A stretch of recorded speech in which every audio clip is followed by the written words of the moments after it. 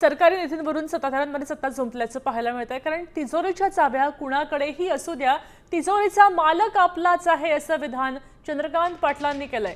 राज्याच्या तिजोरीच्या चाव्या आपल्याकडे आहेत, कुणाला निधी द्यायचा आणि कुणाला नाही हे आपल्या हाती आहे असं वक्तव्य अजित पवारांनी केलं होतं।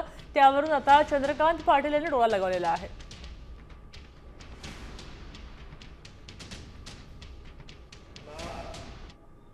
अठराच्या 18 उमेदवार निवडून दिले ना, मी तुम्हाला सांगितलेलं सगळं द्यायला तयार आहे, पण तुम्ही तिथं काट मारली का मी पण काट मारला।